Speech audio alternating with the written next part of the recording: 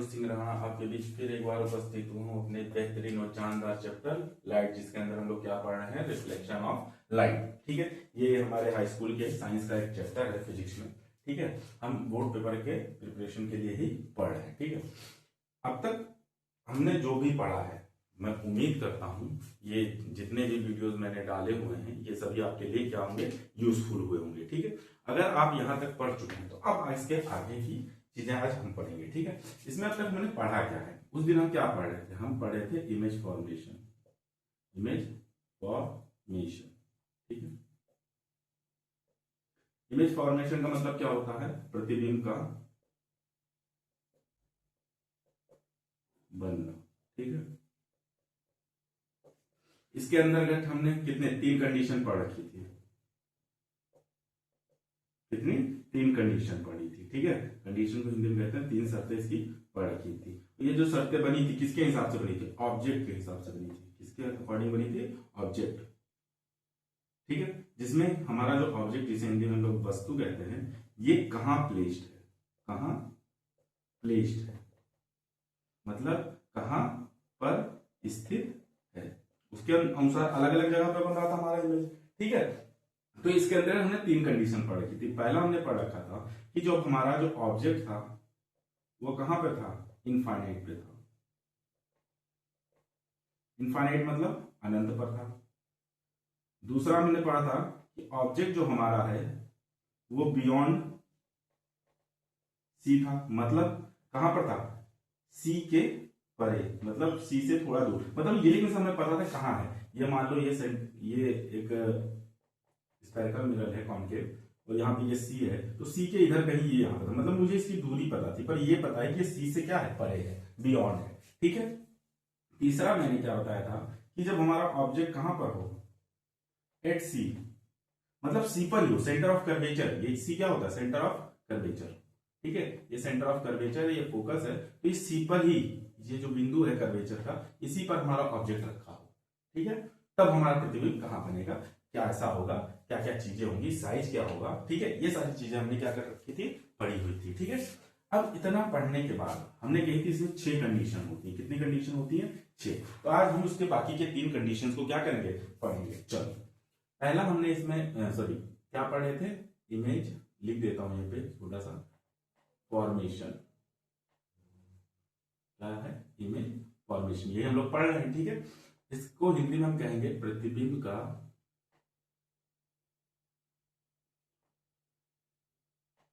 बनना। ठीक है, इसमें हमने 3 कंडीशन पढ़ ली थी, आज हम इसके चौथी कंडीशन की बात करते हैं। कौन से, चौथे कंडीशन। और चौथा कंडीशन क्या है कि अगर हमारा ऑब्जेक्ट कहां पर प्लेस्ड हो, प्लेस्ड बिटवीन, हम शॉर्ट फॉर्म में बिटवीन ऐसे भी लिख सकते हैं, सी एंड एफ। पहला कहा था, पहले कहा था, मान लो पहले हमारा जो था सी एंड एफ। ठीक है, पहले हमने क्या किया था, देखो हम इसको ये याद करने का सबसे बढ़िया तरीका यही है कि हम सेंटर ऑफ कर्वेचर बना लें, फोकस बना लें। हम कहां कहां रख सकते हैं, देखो पेपर में कोई एक ही आता है कि कोई एक का बता देगा ऑब्जेक्ट यहाँ रखा, तो बताओ कहां बनेगा, और एक साथ में वो दे देगा कि कौन सा हमारे पास मिरर है। ठीक है, हमने पढ़ा पहले कि हमारा कहीं अनंत पर था, मुझे नहीं पता कहां था, बहुत दूर से आ रही थी ऑब्जेक्ट से लाइट। दूसरा मैंने पढ़ा कि बियॉन्ड सी था, मुझे अब ये पता है कि सी से परे कहीं पर कुछ दूरी पर है, दूसरा ये था। तीसरा मैंने मान लिया कि ये इसी पर है। अब चौथा इसके आगे की बात क्या है कि हम सी और एफ के कहीं बीच में, यहां भी रख सकते हैं, यहां भी रख सकते हैं, कहीं भी, लेकिन हम कहां रखें, सी और एफ के बीच में। तो इस बार हमने कहा ऑब्जेक्ट रखा है, वस्तु कहां रखी है, वक्रता केंद्र और फोकस दूरी के बीच। कहां है, वक्रता केंद्र मतलब सेंटर ऑफ कर्वेचर, फोकस दूरी मतलब फोकल लेंथ एफ, इसके बीच में कहीं हमारी क्या नाम है, वस्तु है। ठीक है, अगर ऐसा है, अगर ऐसा है तो हमारा जो क्या नाम है, इमेज है, वो कैसा बनेगा, कितना बड़ा बनेगा। ठीक है, उसका नेचर क्या होगा, ये सारी चीज जानते हैं। ठीक है, अब चूंकि हम किस मिरर की बात कर रहे हैं, मैं पहले बता चुका, पहले ही इससे पहले वाला वीडियो आप देखे होगा, उसमें हम बता रहे हैं कि हम किसकी बात कर रहे हैं, कॉनकेव मिरर की भी बात कर रहे हैं। कौन से मिरर की बात कर रहे हैं, कॉनकेव मिरर की। ठीक है, अभी जो हमारा इमेज फॉर्मेशन हो रहा है वो कॉनकेव मिरर में हो रहा है। मैंने आपको बता रखा है कि जो कॉनकेव मिरर होता है उसमें क्या होता है, जो बाहरी या उभरी हुई सतह होती है, आउटवर्ड जो सरफेस होता है वो कैसा होता है, पेंटेड होता है। वो जो अंदर या धसी हुई या इनवर्ड वाली सतह होती है वहां से क्या होता है, प्रकाश का परावर्तन या रिफ्लेक्शन ऑफ लाइट होती है। ठीक है, तो मान लीजिए ये इसका क्या है, प्रिंसिपल एक्सेस है, ये इसका क्या है, पोल है। ठीक है, ये मान लो इसका एफ है और ये इसका सी सेंटर ऑफ कर्वेचर है। हमारा ऑब्जेक्ट कहां पर है, ये देख लो, हमारा जो ऑब्जेक्ट है वो कहीं सी और एफ के बीच में है। मान लीजिए हमारा ऑब्जेक्ट ये है। अब इसमें मैंने बताया कि हमने 4 प्रॉपर्टी मैंने आपको बता रखी है। एक, अगर पैरेलल जाता है वो क्या है, रिप्रेजेंटेशन है। कैसे हम रिप्रेजेंटेशन करते हैं रे ऑफ लाइट का इमेज फॉर्मेशन के लिए, वो मैंने 4 चीज आपको बता रखी है कि जब एक पैरेलल लाइट जाती है किसके, प्रिंसिपल एक्सेस के, तो कहां से होके जाएगी, फोकस से होके जाएगी। अगर दूसरा मैंने बताया कि कोई लाइट अगर फोकस से होके जाती है तो रिफ्लेक्शन के बाद क्या हो जाएगी, प्रिंसिपल एक्सेस के पैरेलल हो जाएगी। तीसरा मैंने बताया है कि अगर कोई सेंटर ऑफ कर्वेचर से होके जा रही है, वक्रता केंद्र से होके जा रही है, तो उसी रास्ते वापस चली जाएगी। और चौथा मैंने बताया कि अगर कोई भी लाइट पोल से अगर गुजार दी जाती है तो रिफ्लेक्शन के बाद वो उसी एंगल से फिर से पोल से दूसरी साइड में निकल जाएगी, मतलब उसी मीडियम में वापस चली जाएगी। ठीक है, तो मैं यहाँ पे कोई 2 लगा देता हूं। पहला मैं क्या लगाता हूं कि मैं पहली जो रे ऑफ लाइट है वो मैं जाके इसके पैरेलल लगाता हूं। ठीक है, अगर मैंने कोई रे ऑफ लाइट पैरेलल लगाई तो क्या करेगी, टकराने के बाद फोकस से होके जाएगी, यही तो है। मतलब रिफ्लेक्शन के बाद क्या होगा, फोकस से होके जाएगी, यही मैंने रिप्रेजेंटेशन में बताया है। दूसरा मैं क्या करता हूं, फोकस से गुजार देता हूं। अगर कोई भी लाइट फोकस से होके जाती है तो टकराने के बाद क्या होगी, टकराने के बाद मतलब रिफ्लेक्शन के बाद ये प्रिंसिपल एक्सेस के क्या हो जाएगी, पैरेलल हो जाएगी। क्या हो जाएगी, प्रिंसिपल एक्सेस के पैरेलल हो जाएगी। ठीक है, प्रिंसिपल एक्सेस के पैरेलल हो जाएगी। दूरी इसकी ज्यादा है, सॉरी, तो थोड़ा और इधर कर देते हैं, मान लीजिए यहाँ पर है। ठीक है, तो ये क्या हो जाएगी, प्रिंसिपल एक्सेस के पैरेलल हो जाएगी। आप जब पटरी से बनाएंगे तो आप मेजरमेंट लेके बनाएंगे। ठीक है, ये और ये दोनों आपस में बराबर की दूरी पे होते हैं। ठीक है, तो ये क्या हो जाएगा, यहाँ जाएगी और ये टकराने के बाद कुछ ऐसे चली जाएगी। ठीक है, कुछ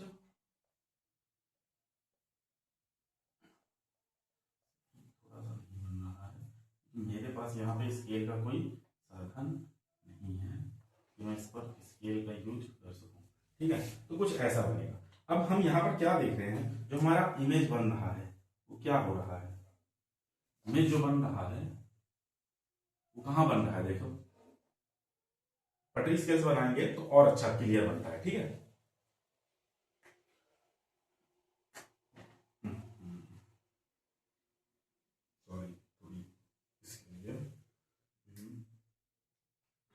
ये ठीक है, मैंने कल ही बताया है कि जो भी इमेज बनती है वो रिफ्लेक्शन के बाद जब लाइट आपस में टकराए तब बनती है। देखो टकराने को तो यहाँ भी टकराई, लेकिन इसका तो रिफ्लेक्शन हो गया था, लेकिन इसका रिफ्लेक्शन क्या इससे ब्रेक हुआ था, नहीं। तो जब रिफ्लेक्शन के बाद टकराती है तब बनती है इमेज। ठीक है, तो कहाँ, यहाँ पे आके टकराई और यहीं पे हमारा क्या बन गया, इमेज बन गया। ठीक है, अब इसमें नेचर की अगर हम बात करें, किसका, इमेज का नेचर, ये सारी चीजें हम किसके लिए पढ़ रहे हैं, इमेज के लिए। पहले इसका नेचर, अगर हिंदी में बोले तो प्रकृति। इसकी प्रकृति कैसी होगी, देखो एक्चुअल में दिख रहा है कि एक दूसरे को कट कर रहे हैं, तो इसका मतलब ये क्या होंगे, रियल होंगे, और साथ में कैसे हैं, इनवर्टेड, कैसे हैं, इन्वर्टेड है, उल्टा है। ठीक है, कैसा है, रियल है और साथ में इन्वर्टेड है। साइज की अगर देखो तो साइज का देखो, या हिंदी में कह सकते हो आकार, इसका आकार क्या है, देखो ये इतना बड़ा है, लेकिन ये इतना बड़ा है सॉरी, तो साइज कैसा है, इनलार्ज, मतलब इससे बड़ा, काफी बड़ा। ठीक है, इनलार्ज हो गया। बस यही चीज हम बताते हैं, और एक चीज और बताते हैं, क्या, पोजीशन, स्थिति जिसे कहते हो, इसकी स्थिति कहाँ है, कहां पर स्थित है। तो ये क्या है, सी से परे, मतलब बियॉन्ड सी, ठीक है, या सी से परे, बस हो गया, ठीक है। तो इस तरह से आप फोर्थ लिख सकते हैं, ठीक है।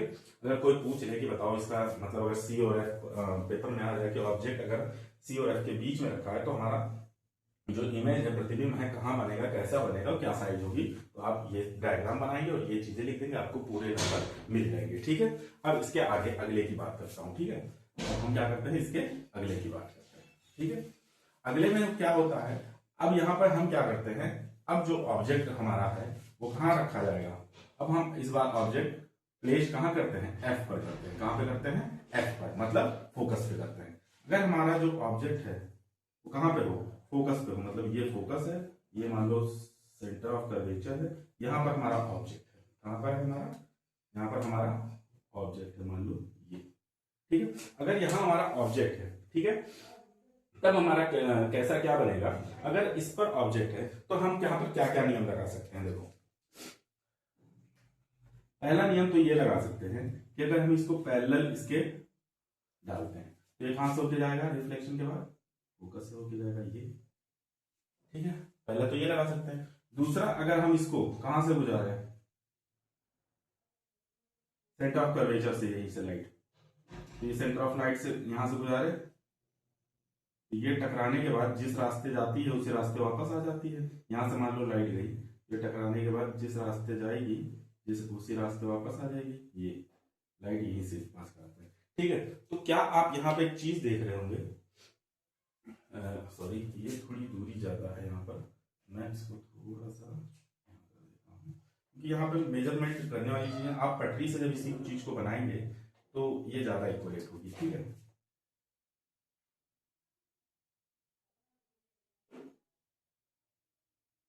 ठीक है,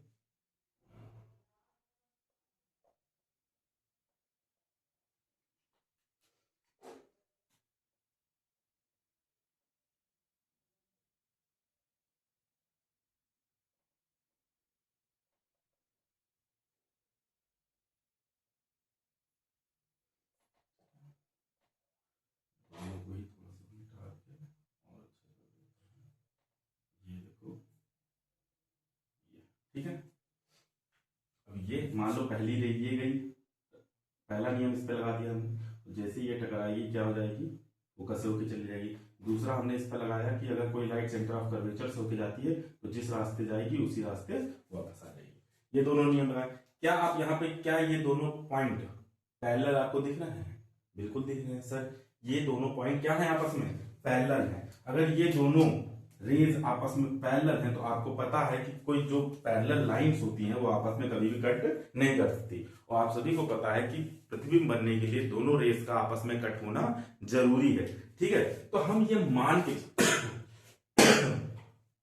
हम ये मान के चलते हैं कि ये रे ऑफ लाइट कहीं अनंत पे जाके कट कर दी रही होगी, कहां पर, अनंत में, इनफाइनाइट में, ठीक है। वैसे यहाँ पे दिखती नहीं है लेकिन अनंत में हम मान के चलते हैं कहीं दूर जाके क्या नाम है, ये लाइट क्या कर रही होगी, एक दूसरे को कट कर रही होगी। और जो जितनी दूर जाएगी आपको पता है इस लाइन के उतनी दूर होगी, तो ये साइज क्या होती जाएगी, बहुत ज्यादा बड़ी होती जाएगी, ठीक है। तो अब यहाँ पे इसका नेचर क्या होगा, पहले बात तो अगर इसके नेचर की हम बात करें तो इसका नेचर कैसा होगा। पहली बात तो इसका नेचर जो होगा वो डिफाइन नहीं होगा। क्या नहीं होगा, डिफाइन नहीं होगा, नॉट डिफाइंड लिखोगे, क्या लिखोगे, not defined.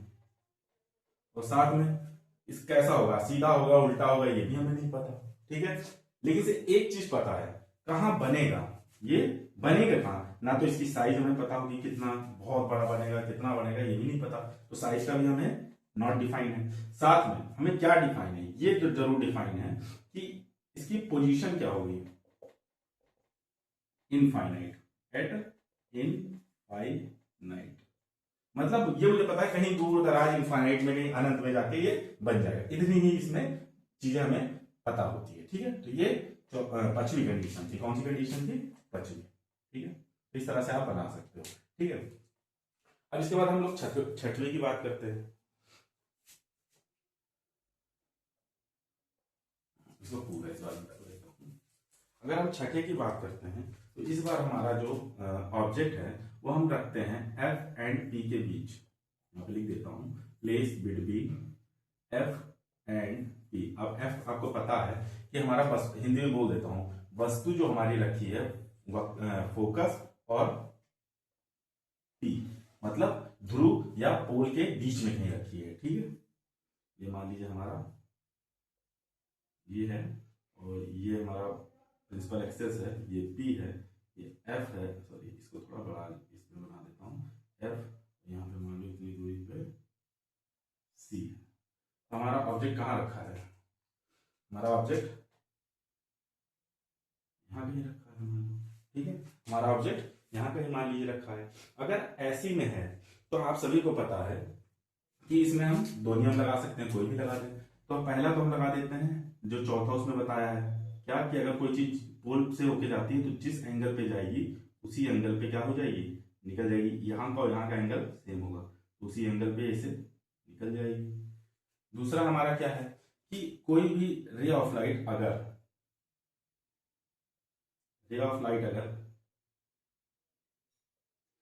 Centre of curvature से होकर जाता है तो जिस रास्ते जाता है उसी रास्ते वापस हो जाता है। मान लीजिए ये उसी रास्ते वापस हो जाता है। ठीक है,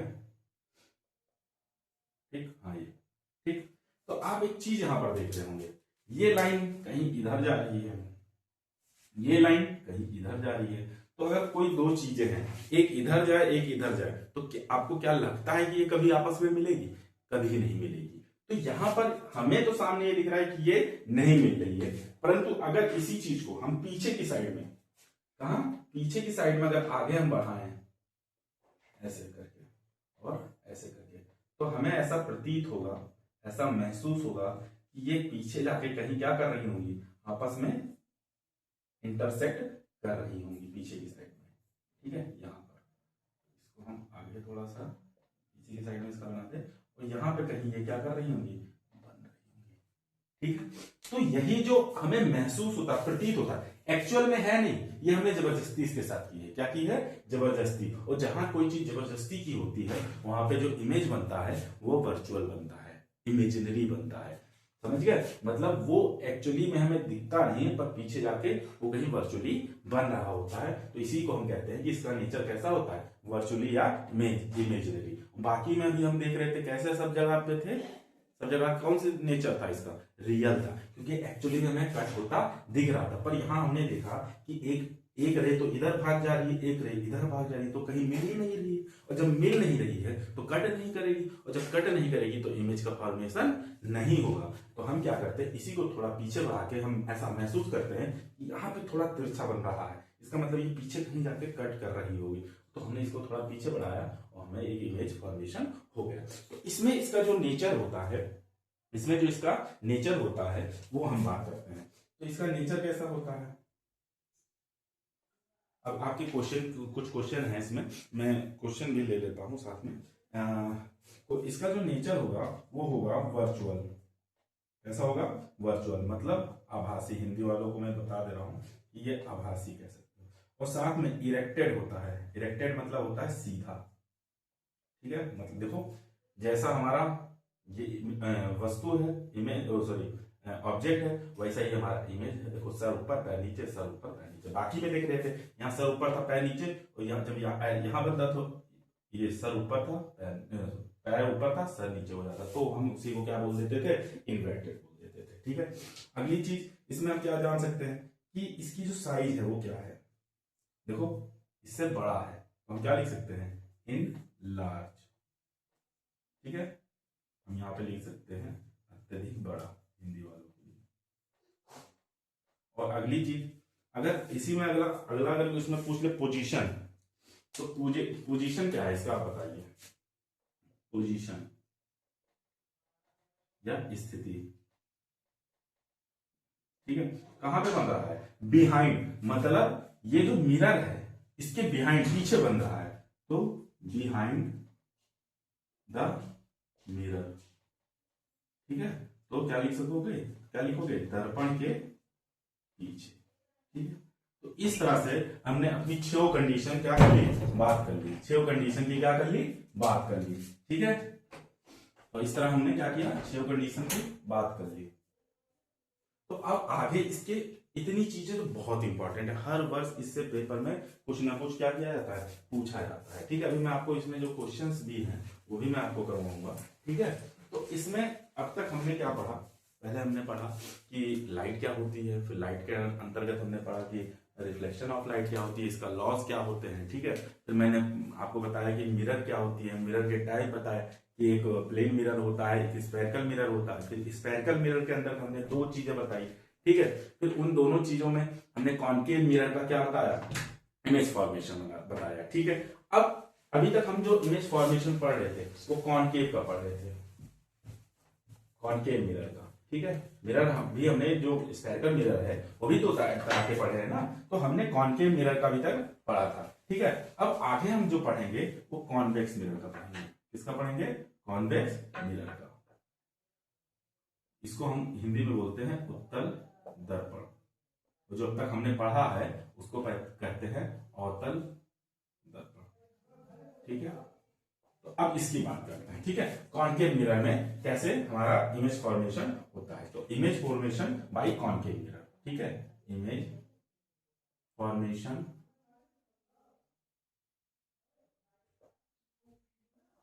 किसका, कॉनकेव मिरर। जिस तरह उसमें 6 कंडीशन बनी थी उस तरह इसमें 6 कंडीशन नहीं बनती। ठीक है, क्योंकि इसमें ज्यादातर जो भी इमेज बनेंगे वो आभासी बनते हैं, वर्चुअल बनते हैं। ठीक है, तो इसीलिए जो हमारा कॉनकेव मिरर है उसमें हमारी 6 इमेज फॉर्मेशन हुई थी, 6 तरह के प्रतिबिंब बने थे। परंतु जो कॉन्वेक्स मिरर होता है, उत्तल दर्पण होता है, इसमें 6 तरह का नहीं बनता है, इसमें सिर्फ 2 तरह का बनता है। ठीक है, साथ में मैं क्वेश्चन भी ले लेता हूं, इसमें जो भी क्वेश्चन आए हुए हैं। ठीक है, उसकी बात कर लेते हैं। इसमें एक क्वेश्चन आया है कि डिफाइन, क्वेश्चन दिया है कि define the principal focus of a concave mirror. Principal axis क्या होता है आप सभी को पता है, मैंने यहाँ पे बताया भी है कि मुख्य अक्ष क्या होता है। तो मैं एक बार फिर से बता देता हूं कि जो वक्रता केंद्र होता है, सेंटर ऑफ कर्वेचर होता है, और जो पोल होता है उसको मिलाने वाली जो काल्पनिक रेखा होती है, इमेजिनरी लाइन होती है, उसी को हम क्या बोलते हैं, क्या principal, sorry principal focus, sorry principal axis उसे कहते हैं। और यहाँ पे जो क्वेश्चन है वो प्रिंसिपल फोकस है, तो वो क्या है मैंने वो भी बताया हुआ है आपको कि जब कोई ray of light principal axis के पैरेलल होकर जाती है तो रिफ्लेक्शन के बाद प्रिंसिपल एक्सेस को जिस पॉइंट पर क्या करती है, इंटरसेक्ट करती है, कट करती है, उसी को हम क्या बोलते हैं, प्रिंसिपल फोकस कहते हैं। ठीक है, यही तो मैंने आपको बताया हुआ है। देखिए मैंने आपको बताया हुआ है कि अगर मान लीजिए कॉन्केव है, ठीक है, अगर ये मान लीजिए पोल है और ये मान लीजिए सी है, ये एफ है, ये सी है, इसको मिलाने वाली ये प्रिंसिपल एक्सेस है। अगर इसके पैरेलल कोई लाइट होकर जाती है तो इसकी क्या प्रॉपर्टी है कि ये जब भी जाएगी, जहां भी कट करेगी प्रिंसिपल एक्सेस को, वही इसका क्या बन जाएगा, फोकस बन जाएगा। तो यही इसकी डिफिनीशन है। ठीक है, इतना आप लोग समझ गए होंगे। ठीक है, उसके लिए सॉरी, मैं प्रिंसिपल एक्सेस समझ गया था, तो यहाँ प्रिंसिपल एक्सेस की डिफिनीशन पूछी थी। अगला एक क्वेश्चन है कि the radius of curvature of a spherical mirror. क्या कह रहा है कि जो रेडियस है स्फेरिकल मिरर, कोई स्फेरिकल मिरर है हमारे पास, मान लीजिए कोई कॉनकेव है, कॉन्वेक्स इसने नहीं बोला है, इसने कहा है स्फेरिकल मिरर है, तो मैं कॉनकेव ही लेके चलता हूं। ठीक है, ये है। ठीक है, अब कह रहा है कि इसका जो रेडियस ऑफ कर्वेचर है, रेडियस ऑफ कर्वेचर मतलब आर, हिंदी में कहोगे क्या, वक्रता त्रिज्या, वो उसने दे रखी है 20 सेंटीमीटर। ठीक है, ये दे रखी है। उसके बाद पूछ रहा है कि बताओ इसका फोकल लेंथ क्या होगा। फोकल लेंथ मतलब ये स्मॉल एफ, ये फोकल लेंथ मतलब क्या होती है, फोकस दूरी। ये पूछ रहा है कि ये क्या होगी। तो मैंने आपको एफ ओ आर में क्या बताया हुआ है, रिलेशन बताया हुआ है। एफ ओ आर में मैंने आपको रिलेशन बताया है कि अगर एफ दिया हो, आर पूछे तो निकाल सकते हो, अगर आर दिया है तो एफ पूछे तो निकाल सकते हो। तो यहाँ पे क्या करेंगे, देखिए हमने आपको बताया है कि आर इक्वल टू होता है 2f या एफ इक्वल टू होता है आर बाई 2, ये मैंने बताया हुआ है। तो आपने आर दिया है, एफ निकालना है, तो एफ बराबर क्या होता है, आर बाई 2, तो 20/2 कितना आ जाएगा, 2 10 20, तो 10 सेंटीमीटर। ये क्या आ गया, फोकस दूरी आ गई। ठीक है, इस तरह के आपके एक एक नंबर में क्वेश्चन आते हैं। आप चाहें तो अपना जो अनसॉल्व होता है प्रीवियस ईयर क्वेश्चन जो होते हैं उसे देख लीजिए, आपको समझ आ जाएगा। बाकी मैं लास्ट में आप लोग को जो चैप्टर खत्म होगा तो कम से कम 2 से 3 साल में जो भी क्वेश्चन आए हुए होंगे उन क्वेश्चनों को मैं करवा दूंगा, ठीक है। अगला क्वेश्चन क्या है, चलिए क्वेश्चन तो हो गए। अब आगे हम बात करते हैं इसी की कि मतलब इन दोनों में कैसे इमेज फॉर्मेशन होता है। जो कॉन्वेक्स है उसमें इमेज फॉर्मेशन कैसे होता है, ठीक है। अब कॉन्वेक्स क्या होता है, पहली चीज तो ये है, कॉन्वेक्स ऐसा मिरर होता है जिसका अंदरूनी सतह, इनवर्ड जो सतह होती है, सरफेस होती है या अंदरूनी सतह होती है, जो धसी हुई सतह होती है, इस पे क्या होता है, पेंट होता है। तो रिफ्लेक्शन कहां से होगा सर, बाहरी सतह से होगा, बिल्कुल। कहां से होगा, बाहरी सतह से होगा, ठीक है। अगर इसका बाहरी सतह से रिफ्लेक्शन होगा तब क्या होगा, तो इसमें हम देखते हैं। अब इसमें क्या होता है, इसमें अगर मान लीजिए दो ही कंडीशन बनती, कितनी कंडीशन मैंने बताई थी, 2 कंडीशन। कितनी कंडीशन बनाई थी, 2 कंडीशन। अब पहली कंडीशन ये है कि जो हमारा ऑब्जेक्ट है वो इनफाइनाइट पे रखा हो। मान लीजिए यहां पे ये रखा है, ठीक है, यहां पे रखा है, मान लीजिए इनफाइनाइट पे, ठीक। कहां रखा है, इनफाइनाइट पे रखा है। तो जब कोई वस्तु इनफाइनाइट पे रखी है तो अगर मान लीजिए रे ऑफ लाइट यहां से आई, मान लीजिए कई रे ऑफ लाइट यहां से आई, ये तो सब क्या ऐसी होंगी, प्रिंसिपल एक्सिस के पैरेलल होंगी। प्रिंसिपल एक्सिस की क्या होंगी, पैरेलल होंगी। प्रिंसिपल एक्सिस के पैरेलल होंगी। ये सारी की सारी जो लाइट है प्रिंसिपल एक्सिस के पैरेलल है। तो हमेशा याद रखना कि जो लाइट प्रिंसिपल एक्सिस के पैरेलल आ रही है ये आफ्टर रिफ्लेक्शन क्या होंगी, हम मान लीजिए 2 ही बना देते हैं, ज्यादा नहीं बनाते हैं, 2 बनाते हैं, एक ऊपर बना देते हैं और एक नीचे बना देते हैं। तो ये क्या होगी, ये ऑब्जेक्ट है, यहाँ से एक लाइट ये आ रही है, तो ये टकराने के बाद क्या होगी, इस साइड हो जाएगी, ये इस साइड दूर चली जाएगी, ठीक है। जैसे मैंने कॉन्केव के लिए वहां पे बताया था 4 कंडीशन, इसी तरह कॉन्वेक्स की भी कंडीशन होती है। किसकी, कॉन्वेक्स की, देख लो इसके लिए भी वो जो रिप्रेजेंटेशन मैंने 4 नियम बताए थे इसके लिए भी नियम होते हैं उसी तरह के। कि मान लीजिए अगर कोई कॉन्वेक्स मिरर हो वही चीज और इस पर कोई लाइट पैरेलल आती है तो ये क्या करती है, दूर चली जाती है। लाइट क्या होती है, दूर चली जाती है, ठीक है। ये इसका नियम है, ठीक है। तो यही नियम हम लगाए हैं यहाँ पर, एक ही नियम यहाँ पे काम करता है नॉर्मली ज्यादातर, तो यही नियम लगा दें। अच्छा ये अगर दूर जा रही है तो क्या ये कहीं बनेगी, क्या लगता है आपको, ये कहीं बनेगी, नहीं बनेगी। अब बिल्कुल यहां नहीं बनेगी तो मुझे पता है कि हम क्या करेंगे, यहाँ पर थोड़ी जबरदस्ती कर लेंगे, इसको आगे बढ़ा देंगे और इसको आगे बढ़ा देंगे। मुझे पता है कि ये कहां पे आखिरी में टकराती है, फोकस पे, तो इसके बिहाइंड द मिरर क्या एक फोकस होगा, उस पर जाकर ये कट करेंगे। नॉर्मली हमें पता है कि जब कोई रे ऑफ लाइट पैरेलल आती है तो किसको कट करेगी, प्रिंसिपल एक्सिस किस पॉइंट को, फोकस को कट करती है। तो ये चूंकि दूर हटती हुई एक साइड में दिखाई देती है तो हम ये मान के चलते हैं कि इसके पीछे जो फोकस है, इस साइड से एक फोकस जो बन रहा होगा वहां पर ये क्या कर रही होगी, कट कर रही होगी, ठीक है।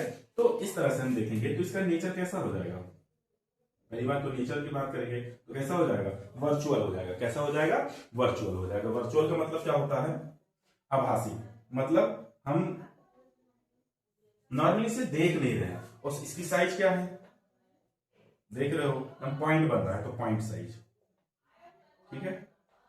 तीसरी चीज अगर इसमें हम बात करें तो इसकी क्या नाम है, पोजीशन क्या होगी, at focus but behind the mirror, ठीक है। तो इस तरह से हमने क्या करा, इसको समझ लिया, ठीक है। अब आप समझ लीजिए कि कॉनकेव में नॉर्मली यही मेन होता है, ठीक है। ज्यादातर यही पूछा जाता है, दूसरा नहीं पूछा जाता है। दूसरा ये होता है कि अगर मान लो कोई वस्तु हम और पास कहीं रख दें तब हमारा कैसा बनेगा, ठीक है। तो इस तरह से हमने कॉनकेव और कॉन्वेक्स का क्या किया, मिरर इमेज फॉर्मेशन पढ़ लिया, ठीक है। अब आगे इसमें जो थोड़ी बहुत चीजें बची हैं, जैसे कि मान लीजिए हो गया मिरर फॉर्मूला हो गया, ठीक है। और जो साइन रिप्रेजेंटेशन है कि किस तरह की साइन क्या होती है, किस तरह क्या चिन्ह लगता है, वो पढ़ना है। और इस तरह से हमारा जो ये रिफ्लेक्शन ऑफ लाइट है वो क्या हो जाएगा, खत्म हो जाएगा। तो मुझे लगता है कि इसके लिए एक वीडियो और काफी होगी, ठीक है। तो अब मैं आपसे यही पूछना चाहता हूँ कि क्या लगता है आपको कि हाँ इस वीडियो से आपको लाभ मिलेगा या नहीं मिलेगा। अगर आपको इससे लाभ मिल रहा है तो जरूर कमेंट कीजिए, और आपको कोई समस्या हो रही है तो भी आप इसमें कमेंट करके बता सकते हैं कि हाँ मुझे इस चीज़ को समझने में क्या हो रही है, प्रॉब्लम हो रही है। ठीक है, तो इसी के साथ मैं अब वीडियो ज़्यादा बड़ा हो जाएगा, और ज़्यादा बड़ा वीडियो थोड़ा सा बच्चों को भी नहीं समझ आता है, तो मैं उम्मीद करता हूँ कि आपको ये आज की जो सेशन है वो समझ आई होगी। बाकी हम अपने अगले वीडियो में मिलेंगे। जय